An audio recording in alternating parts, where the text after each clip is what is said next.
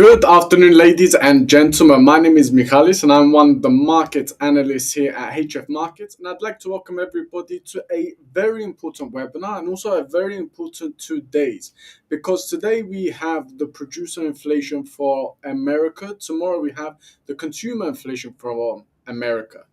And of course, these two events are one of the most, if not the most important events that we're going to see within this month. And it's going to create a lot of volatility. Potentially, we may see certain trends enhance and become stronger and gain momentum. And also, potentially, we may see other assets where the trend may completely change. So, as part of today's webinar, ladies and gentlemen, and we also will have a live session tomorrow as well, because of course, the consumer inflation is equally, if not even more important, and definitely also going to create a lot of volatility. Of course, we're going to be looking at these two live analysis sessions. Now, we've got 20 minutes until the announcement is made. You're probably looking at the charts and seeing a lot of mean reversion patterns within the market. So basically, a lot of up and down price movements. Now, this is, of course, expected. This is traditionally what we see just before such an important event. So until we get to that time in 19 minutes when the announcement is going to be made, I want everybody to take certain things into consideration, and I put them in a very, very short, approximately about 10 minutes presentation. So people got a good idea of what they need to take into consideration when trading this specific events. And this presentation more specifically is looking at three assets, looking at gold and how this is likely to influence gold, and also looking at the stock market, indices, and of course the US dollar. Now, we're not going to look necessarily at the very, very basics, because today we've got an announcement. We've only got a few minutes. So there's certain elements which are very important that I want people to be, of course, aware of. Before we start looking at that, though, very quickly, I want everybody to be aware of two aspects of HF markets, which is a big advantage to all traders and also to individuals who potentially have an account but have never traded before, and they're very new to the financial trading markets.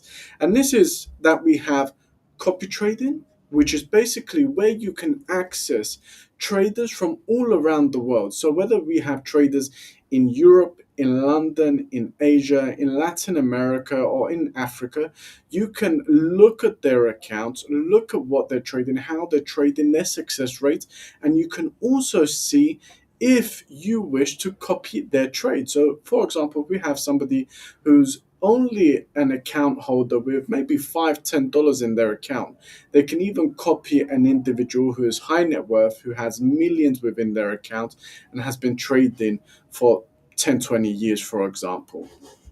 So this is a big advantage. It's also an advantage when we have a main event like this, because even if you don't want to copy and you personally want to trade yourself so you can learn and grow confidence and grow expertise, then of course you also have the option, ladies and gentlemen, to not copy them but monitor them, see how they're trading, how they're looking at certain assets, certain indicators, looking at certain take profit, stop losses, pending orders, and of course you can use that as an educational tool as well. The last thing I wanted to mention as well is a little bit about myself. People who watch our webinars and have been trading for many years probably know me, because I have been in the market for 10 years now. Originally, I was a financial advisor in London. I've been a market analyst now for 6 years, and I've been trading for 10 years. So this is a little bit about myself, but I don't want to spend too much time on this slide because, of course, we have a very big event. We've only got 60 minutes, and there's a couple of slides which is really important for people to take into consideration. Now, this slide is very basic. This slide is basically for individuals who have never traded this event or potentially never traded before. And then the following slides, we're going to go slightly more advanced for those individuals who have been trading potentially the PPI release for the past 5-6 months. And there's certain factors that are slightly more in detail for them to take into consideration. Now, for those beginners, why do I mention the PPI as such a big event? And you have to take into consideration when you're looking at the pricing of assets, whether it's a currency, a commodity like gold, or equities, we have to take into consideration the fact that they're being driven and influenced on certain pillars. Now, one of these main pillars is inflation. Why? Because economic stability and economic growth, and also interest rates and the monetary policy of the country in general, is largely influenced by inflation. Now, inflation, there's two areas of inflation that we can look at. We can look at consumer inflation, so what consumers are buying and using. And then you can take a step slightly before and look at producer inflation. Because, of course, if producers who are selling to consumers, if their uh, expenses are increasing, believe me, within economics, most of the time, these producers will pass on that cost to consumers. So, yes, I did mention at the beginning, the CPI tomorrow is probably the biggest event, going to create most of the volatility. But there's something that you should be aware of, which large institutions say within the market, and this is price in the news, sell the release. So, what they're basically saying, they're buying the rumor, but they're selling the news release. So, this is why a lot of the time you may see as the event is approaching, the price may be increasing, and then the news is released and the price just suddenly drops. This is because they're buying the rumor and they're selling the news, even if the news is in their favor and potentially traditionally indicating upward price movements. So this is why the PPI is also very important, because it's before the CPI, whereas rarely is before the CPI. And if the PPI has increased, there is a good possibility that also the CPI will be higher than expected tomorrow. Because tomorrow we're expecting the inflation rate to slightly decline from 3.5 to 3.4. If today's PPI, though, for both the core PPI and the standard PPI is higher than expected, then there's of course a very large possibility that those expenses are also being passed on to consumers, in which case the CPI potentially also can be higher as well. And like I said, people will start pricing that into the market today. They won't necessarily always wait for the CPI announcement before altering their funds, before altering their portfolios, and so on and so forth. Now, ladies and gentlemen, let's go through these 4 points very quickly. PPI, what does PPI stand for? It's Producer Price Index. Basically, what it is an index of services and goods, which never changes. Every single month, it's the same services and goods. And basically, what the index will show you is these goods, it could be, for example, 500 products. How have the prices of these products changed from one month to the next month? So it will show you the alteration. If we're seeing, for example, plus 1%, which is very high, but just for an example, if we're seeing plus 1%, then we're seeing inflation, because it's saying that these products have increased by 1% over the past month. If it's a figure maybe of minus 2%, then we're seeing what is known as deflation, which is very simply when prices are decreasing in value. So the PPI measures inflation at the wholesale level and is measuring producer prices by industry and by product category. So what do I mean by wholesale level? Again, today we're looking at inflation at the producer level, not the consumer level. And that, of course, will be released tomorrow at 12:30 GMT. By the way, ladies and gentlemen, I've got some questions here. Of course, you can ask as many questions as you like. You can also have conversations between yourselves as well. We always like to connect traders. And of course, we will answer all of these questions throughout today's webinar as well. Now, if the producer inflation is higher, inflation is also likely to rise and vice versa. So this is what I'm saying before. If today's PPI is higher than expected, it's not guaranteed, but there is a possibility tomorrow the CPI will also be higher. If it's lower, again, there's a possibility tomorrow the CPI will also be lower and vice versa. Why? Because it has that domino effect within the market. The question is how long within the past few weeks it has taken for that ripple effect to go on to consumers. Because, for example, the PPI may be high for 2 3 months, but the CPI may not increase. But then 2 3 months after, you see a rapid, very quick increase in inflation. So it always has that domino effect. But the question is when and to what level. The PPI traditionally creates a lot of volatility, but is less significant than the CPI. We've already mentioned this, but the difference this month, ladies and gentlemen, very simply is that, uh, and this is rarely actually the scenario, the PPI is released before the CPI. So really, the PPI could potentially be just as important as the CPI and create as much volatility as the CPI as well. Now, what people need to take into consideration, and this is what we're going to look at, is what is potentially about to be released. So this is what we, of course, need to take into consideration. I can see a couple of questions. I've got an individual here who's saying if we're going to look at gold, yes, we will look at gold.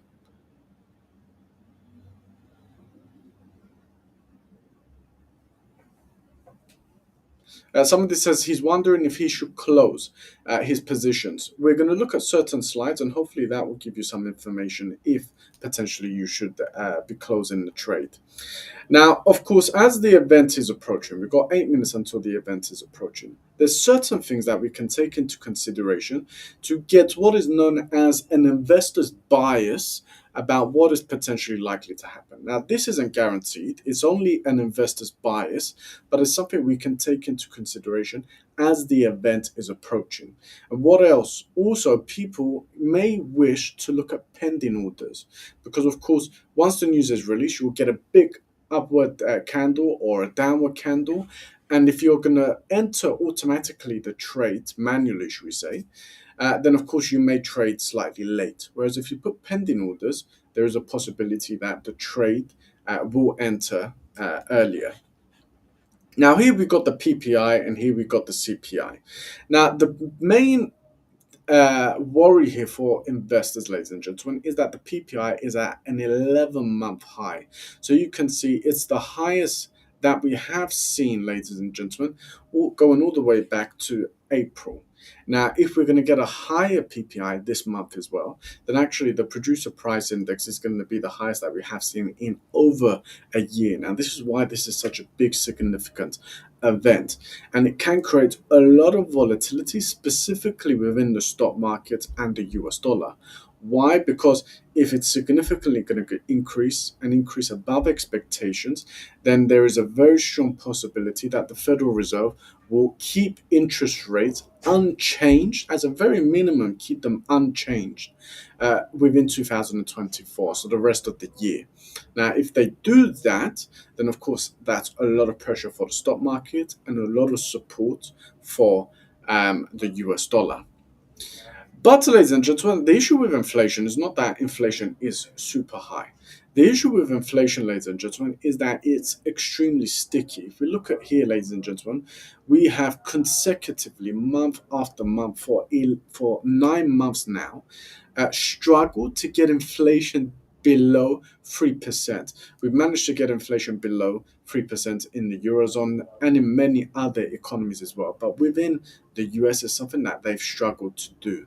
So if inflation remains again at 3.5% or even increases to 3.6%, then again, that's potentially a lot of pressure on the stock market because it reduces consumer demand and it reduces investor sentiment towards the stock market because interest rates are higher.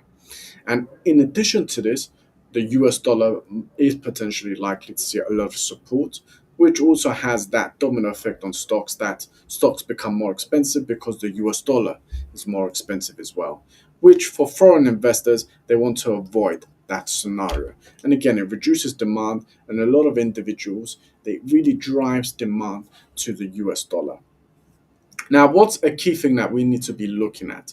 Because there's also always two sides to inflation. There's inflation being caused by very high demand, and there's inflation which is being caused by very little supply. Now, what Mr. Kashkari, which is a member of the Federal Reserve, came out and said less than a week ago is that actually inflation has declined in 2023 more than expected, but it's solely declined based on better supply. Whereas the Federal Reserve has increased its monetary policy again and again and again and made it very restrictive, but he's actually advised that it hasn't almost at all lowered demand. Okay, so what he's basically saying is that interest rates at 5.5% is not restrictive. Okay, it is basically just keeping demand from increasing further, but it's not restrictive, it's not reducing the demand within the market. So if we are going to see higher producer inflation and higher consumer inflation for a fourth consecutive month, then that's really a scenario where will the Federal Reserve actually start to take a stance of we're not looking to decrease interest rates, and even potentially a scenario where they will consider increasing interest rates by 25 basis points, which is a very low possibility at the moment. But if we're going to see an interest rate higher inflation today and tomorrow, then that scenario potentially may change. If that does change, then of course, ladies and gentlemen, it's going to have that domino effect on the stock market and the US dollar as well. So, what can people look at? People can look at bond yields. Okay, so here we've got the 10-year bond yields. If bond yields are increasing, it's indicating that interest rates are likely to increase or remain higher for longer. That basically is positive for the US dollar and negative for the stock market. In addition to this, we have here the CME exchange. So the Chicago exchange, this is their Fed Watch tool. So this is basically a tool where all the participants and traders within the Chicago exchange, which is one of the largest exchanges in America, vote on what they believe is going to happen to interest rates. At the moment, ladies and gentlemen, they believe there's not going to be an interest rate cut until September of this year. So you can see here there's a 49% possibility there will be a 25 basis point cut based on based on the Chicago Exchange survey, and there's a 35% possibility that there will not be an interest rate cut by September.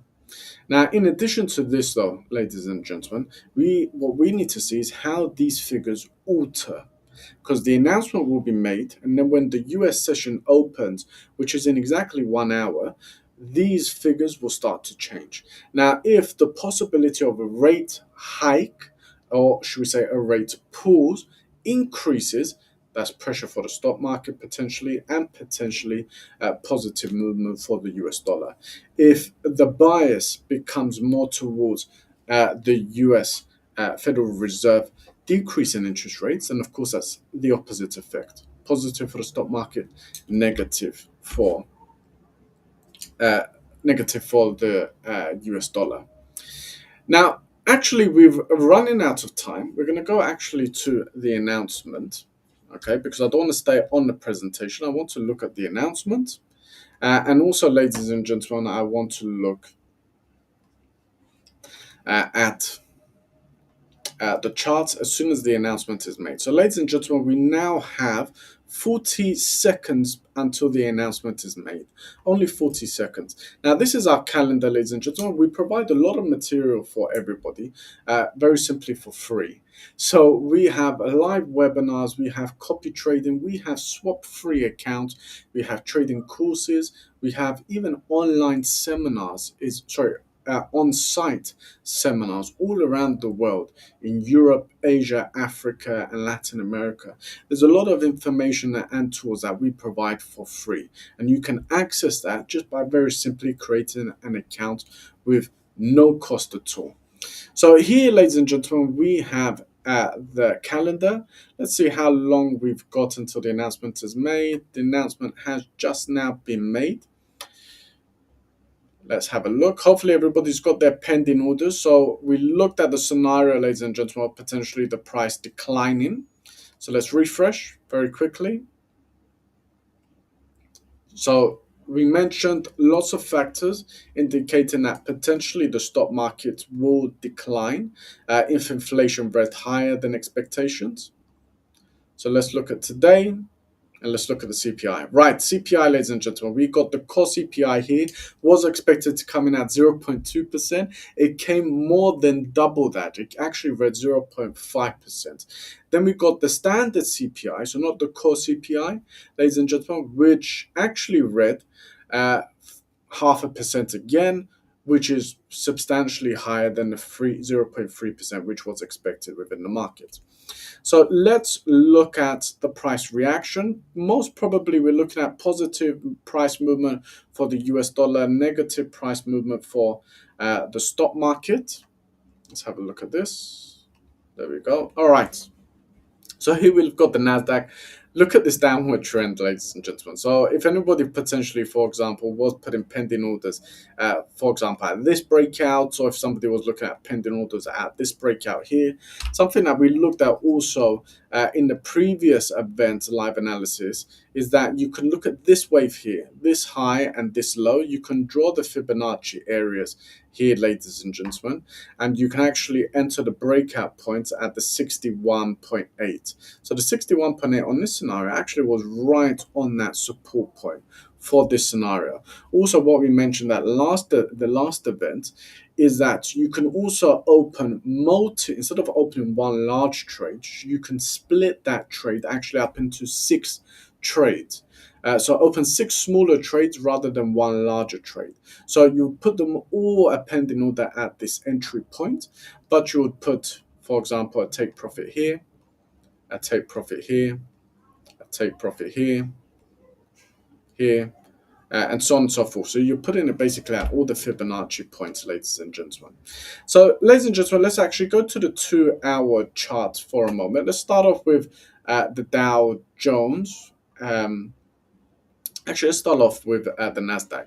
So here, ladies and gentlemen, we've got the NASDAQ. What we always say when we're looking at an event is that whenever we're seeing indications of upward price movement, because you can see here, ladies and gentlemen, indications of upward price movement.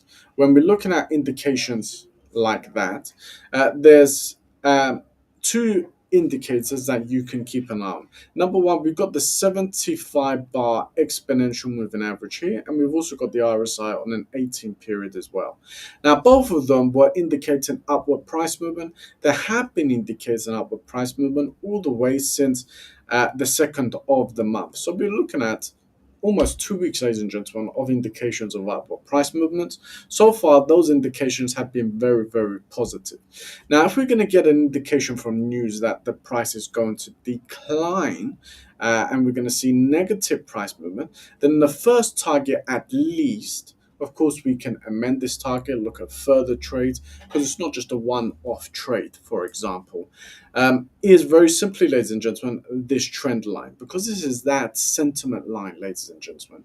And even if I go further back, you can see whenever we get close to this sentiment line, we find resistance and support there. So there's a very good reason why we're looking at the 75 bar exponential moving average on the 2-hour chart. So this is at first the first target that we potentially look at. So if we're going to look at this target, because the news is definitely indicating downward price movement based on the traditional price movement that we tend to see after very high inflation. Now, we of course have retraced. People may say, I entered the sell trade, it's retraced, I hate retracements. Ladies and gentlemen, retracements aren't a bad thing. Retracements is basically just giving you the opportunity to speculate the downward price movement at a better price. So for example, think of it this way, because when we're speculating downward price movement, we're selling.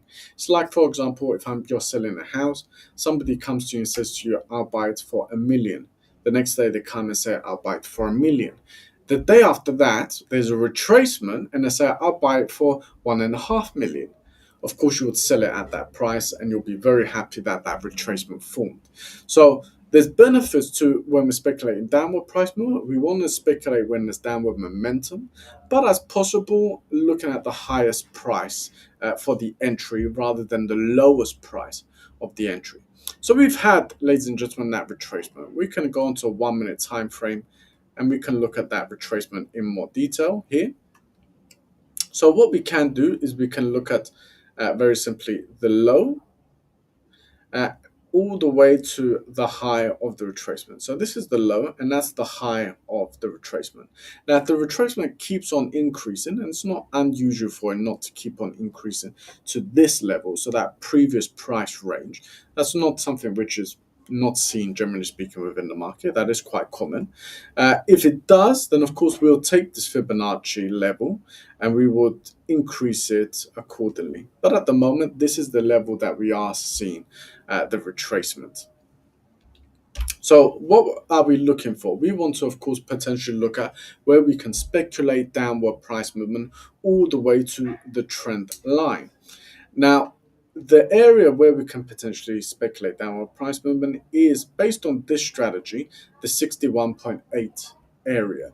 So as soon as it declines to that 61.8 area, so we're currently here, if it's going to decline all the way down to here, then it's at that area where we're going to actually get a signal. So if the price declines and breaks below the 61.8, there, ladies and gentlemen, we have a signal to speculate downward price movement. Now, of course, we have short-term and longer-term traders. Most short-term traders are probably going to aim for this target on the Fibonacci or the 100 target on the Fibonacci, so 0.17 approximately. But of course, we have larger, longer-term time frames, targets, such as here we got 0.27, here we got 0.33 for individuals looking at more of a period of, for example, 6 hours, 24 hours. But there's also for our scalpers and for short-term traders, yeah, also targets which are closer to the price movement. Now, also we can look at different time frames as well. Let's zoom in on this time frame. So here we are looking at a downward crossover. So if you look at the red and the green line, you can see that definitely is a downward crossover. So this is looking at downward momentum. But like I said, before the event was even going to take place, once the event takes place, unless you've got a pending order there, at the appropriate price, because you don't want the pending order to be hit and then it just moves in the opposite direction. It needs to be at the appropriate price. Um, if you're not having a pending order, then there's a high possibility that you're going to enter too late, the price will retrace. This retracement, this correction, is something traditionally that we see within the market. So, of course, we have to take that into consideration. But the news, ladies and gentlemen, is definitely something which is negative for the stock markets if we're going to follow that traditional ripple effect within the market. But if we look at here, ladies and gentlemen, there's indications that at least in the ultra short term, we're going to see downward price movement. We've got a downward crossover on the stochastic oscillator. If we're looking at the RSI is currently at approximately 40, which is indicating downward price movement, and the latest crossover on moving averages is downward price movement. Now, if we switch also on to, bear with me, let's go to our 4-hour time frame here, so we can also look at a longer term time frame. So if we look at this longer term time frame, we're currently just about hovering in the bullish zone of the Bollinger Band. The breakout didn't break below the Bollinger Band, and the Bollinger Band really is still pointing upwards as well. The MACD is still on the positive side. If we're looking, though, at the stochastic oscillator, we do have here crossovers downwards. But the latest crossover is an upward crossover. There is, though, on the stochastic oscillator, here, there is actually an indication that this upward price movement is going to lose momentum. Why? Because you can see we're going to higher highs, but the stochastic oscillator is actually looking at lower lows. Now, on the 4-hour time frame, that's a slight weak signal, but it is something that we can potentially take into consideration. The RSI is also indicating buyers are controlling the market. So the issue here, ladies and gentlemen, at the moment for the stock market, at least for the Nasdaq, is that we have buy signals on longer term time frames, looking at indications, looking at momentum, looking at price sentiment, such as the 75 bar exponential moving average. If we're looking at 75 bar, we're very clearly above. We've been above for almost 2 weeks now. So the scenario at the moment is that there's conflicting signals. On the larger and medium term timeframes, we have signals that buyers are increasing. And if we look at shorter term, we have signals that sellers are increasing. So this is also back in the scenario that we also are seeing at the moment. We're seeing a lower price, mainly downward momentum, but we've almost corrected what we have corrected to that previous price range. So let's also look at other assets. Let's look at, for example, at the US dollar. Let's look at the euro against the USD. Very simply because it has the most competitive spread. It has the lowest spread within the market. So here, ladies and gentlemen, again, we're seeing something very similar. And by the way, guys, let's look at where that downward movement lost momentum is at that 75 bar exponential moving average. So again, there is a reason why we have that 75 bar exponential moving average there. So keep that in mind, because you can see it saw a very strong downward price movement, but it lost momentum at the 75 bar, which is also a very high volume profile area. We definitely can see that here, and we can see that also here as well. But scenario at the moment, at least, is that again the euro is gaining control of the market at the moment. If we're going to switch on over to a 4 hour, again, we still got indications that the euro is controlling the price movement, even in the longer term, because here we're looking at a 4 hour. So we're looking at price movement almost 4 weeks ago. And if we're looking at a 5 minutes, which is a short term time frame, we actually now have an upward crossover, and we have the RSI now at 62, and we have the stochastic oscillator crossed upwards as well. But we have a divergence on the stochastic oscillator. So that's a weak signal there. But here, ladies and gentlemen, we have actually signals all pointing to upward price movement. The only concern investors will have with that, there's no conflicting signals there. But the only concern investors will have in regards to that is very simply that, yes, we are seeing all signals indicating upward price movement and the price of the euro increasing in value. But the news is very strongly supporting the US dollar. So that's something, of course, that investors are really going to be evaluating and contemplating. But if we're looking at solely at technical analysis, we very clearly have indications of upward price movement within the market. So very clear indications of upward price movement. So how can people look at potential entry points in regards to this upward price movements? It's currently an active indication of upward price movement. So people potentially may already be considering this upward movement within the market. But what else can individuals take into consideration to get a better entry point? Now, ideally, what people want to see, especially buyers, and what a lot of large institutions are very well known for doing, is that they will wait for a retracement and wait for a lower price within the market. So, what they actually will do is look for the price to decline to this level here. So, this circle, this area here within the market. So, I'll put a point there. So at this point within the market. So as soon as they reach this point in the market where it's a lower price, it's retraced, then they'll start to take into consideration looking at entering higher within the market. What individuals can do is they can also use the retracement Fibonacci levels. You can see the Fibonacci levels here, ladies and gentlemen, and you can look at potential upward price movement there as well. So this is also potentially something you can take into consideration.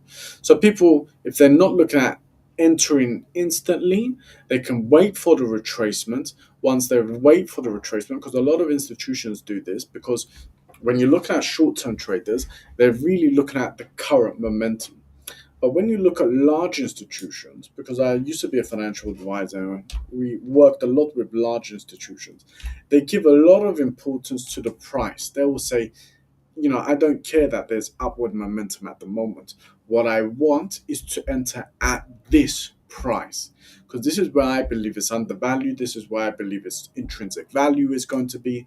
This is where I believe I can enter at a better price and push the market higher to then close in at the current price where we potentially may be at.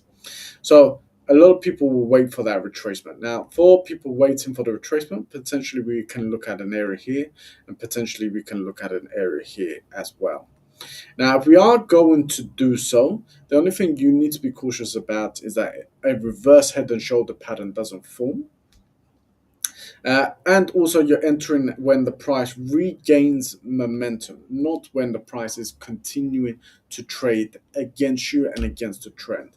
So, for example, if the price declines to here, it's not a scenario where you say, this is the price I want to enter. And then as the price is declining, you're trading a buy while the price is declining. So you're fighting the trend and you're trading against the market, which can be very difficult and there's risks to that. So what a lot of people would do, because we're not large institutions as individuals and we cannot drive the market like that, is they'll say, this is why I believe the market will aim for to start entering their positions to increase in value. Uh, but I want momentum to be gained. So this is the high. This is the area where I think people start to enter. Bear with me.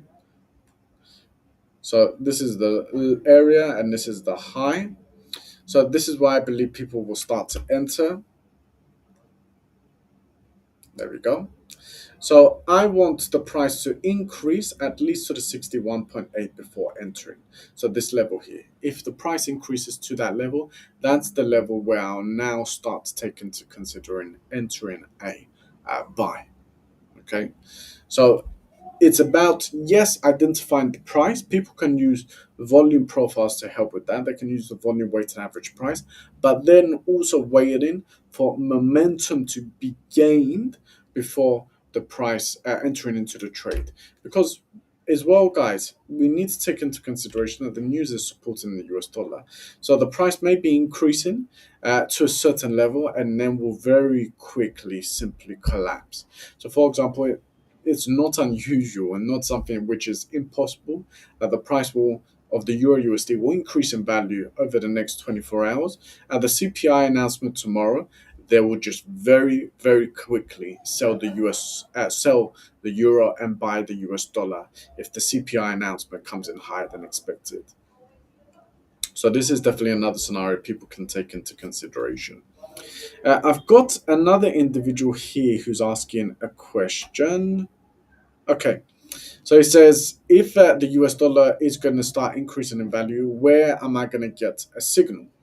Now, the strongest signal, ladies and gentlemen, when we get enough momentum to actually push the price below the 75 bar exponential moving average, most likely it will cause it to drop below the 50 neutral level on the RSI as well.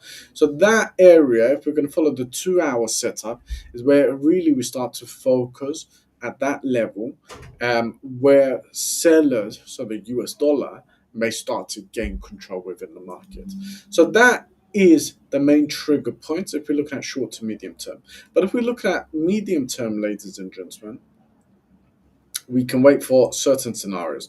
Number one, we can wait for the RSI to drop below 50. So at the moment, we're currently at 65. We can wait for it to drop below 50.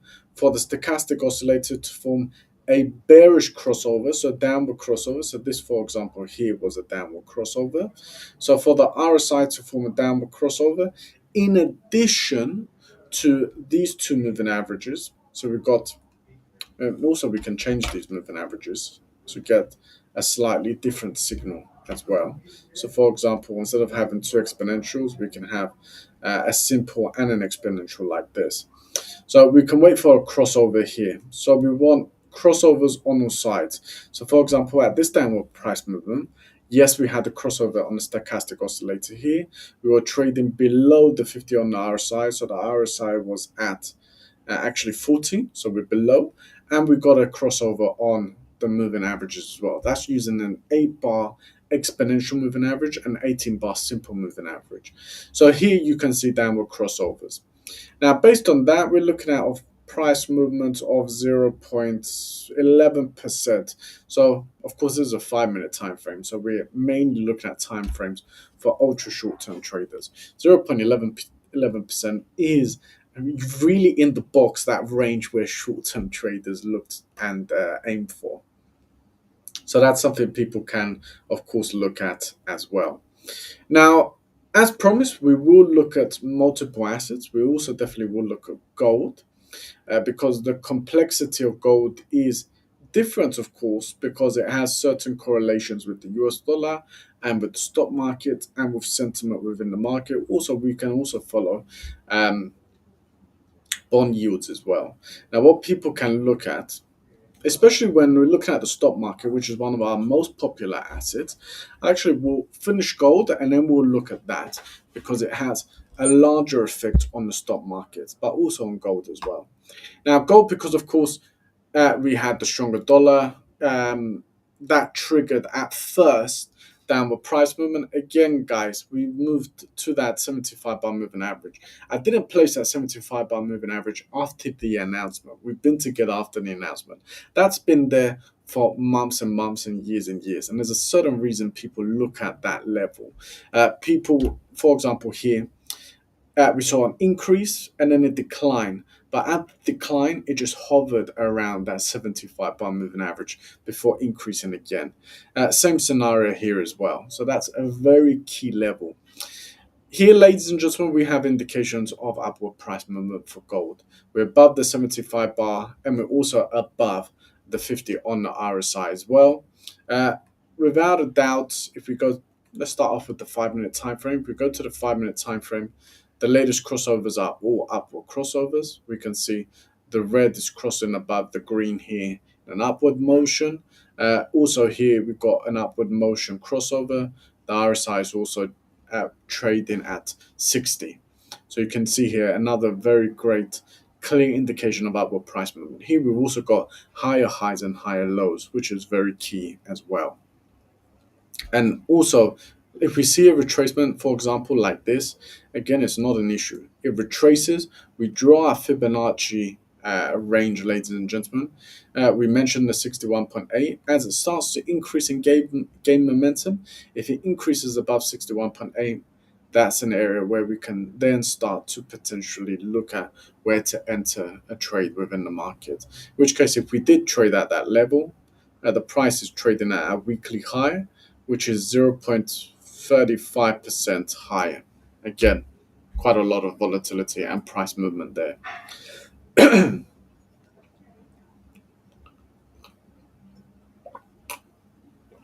So here on the 2 hour and 5 minutes, we've got indications of upward price movement for gold. But if we look at the 4 hour, we're at that neutral area within the market. So we're at that middle Bollinger Band.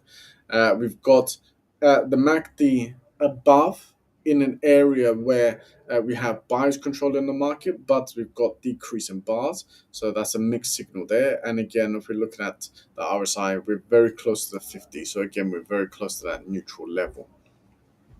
Now, what people can take into consideration, especially because we've got a lot of individuals, for example, looking at the NASDAQ. We started the NASDAQ. I've got a lot of people here mentioning the NASDAQ as well. There's a couple of things people can monitor. Now, if you type in NASDAQ components, bear with me, like this on Google, and you click on the first website, which is there, the Slick chart. What you can see here is a list of the companies within the NASDAQ. So the NASDAQ, you need to think of the NASDAQ as a fund. Here you can definitely see there is a fund of multiple stocks within the NASDAQ. So here, ladies and gentlemen, what you want to see is, because here it will show which stock is more influential. Not all of the stocks have the same impact. For example, Microsoft is more influential than, for example, if we scroll down to Intuitive, because it has 8% of the fund, whereas if we look at Intuitive, it has 1.29% of the fund, for example. So, what can you use this for? If most of these price movements are red and downward price movement, it's an indication that the price is going to decline because there's poor sentiment towards these stocks. Now, what do a lot of people do? A lot of people will look at the top 20 stocks and they will say, I want to at least see 75% of the stocks increasing or 75% decreasing. So let's actually look at that together. Let's get our calculator out like this. So how many stocks can we see decreasing in value? Or should we say how many stocks are increasing in value? So 1, 2, 3, 4, 5 stocks increasing in value. We're going to ignore this because I really want to look at the top 20 most impactful stocks. So if we go 5 divided by 20, I mean, I already know this, but I'll just show it for everybody. We've got 75%. So that's a signal based on this theory that potentially the price is going to decline. May not be imminent, but the price is going to decline. And of course, this is something we'll keep monitoring, especially after the US session opens. So this is something we monitor day after day after day after day. If 70 to 75% are all pointed in the same direction, and also you've got signals on technical analysis also pointing in that direction, then again, we don't have that conflict. We have technical indications pointing towards, for example, a sell, and here we've got indications pointing towards a sell as well. So this is point number one. Then we can look at bond yields, US bond yields. Let's look at the 10-year, which is the most looked at. We can see the yields are increasing. If yields are increasing, ladies and gentlemen, it's indicating interest rates will remain higher and it makes stocks less attractive. And then the last thing is the Fed Watch tool here. So if we look at the presentation in September, we had a 40% chance of interest rates decreasing. Probably hasn't changed because the market hasn't opened yet. No, hasn't changed yet because the market hasn't opened, but the market very soon will open. So of course, once it does open, this figure will start to change. We just keep refreshing it. Now, if an interest rate cut becomes more likely, generally speaking, not just today, something you can follow again and again every single day, then of course this is positive for the stock market. If an increase or a pause becomes more likely, this is negative for the stock market. Higher yields is negative, lower yields is positive. We can see actually now it's dropped below, and looking at the performance of each individual stock as well. So, ladies and gentlemen, let's end today's session because we've looked at multiple assets. We looked at gold, we looked at currencies, we looked at the stock market and indices as well. We've looked at signals.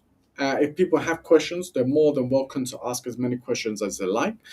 As I mentioned before, if you're new and you don't understand how to trade, then of course we have a lot of webinars and educational services that can help you because we provide that for you for free. And of course, your account is available for free as well. And in addition to this, ladies and gentlemen, also keep in mind that there is copy trading as well. So there is individuals that want to copy other traders, which potentially may be more experienced, have larger accounts, and so on and so forth. But even if they don't, you can still monitor how they're trading, when they're trading, to determine when you want to enter. To use it as an educational tool, when to enter, how they're entering, what are they using to enter, how much are they trying to earn per trade, and so on and so forth. So of course you can use copy trading as well. So ladies and gentlemen, let's end today's session. Trade safe, trade responsibly, as always. Enjoy the rest of your day. Do not forget, tomorrow we have a very, very important announcement in the CPI webinar. We will have a live analysis webinar tomorrow as well. You can also see that on our YouTube channel. It's already been scheduled. Enjoy the rest of your day. Take care. And of course, as always, if you ever have any questions, feel free to ask us at any time. In the meantime, though, goodbye and enjoy the rest of your afternoon.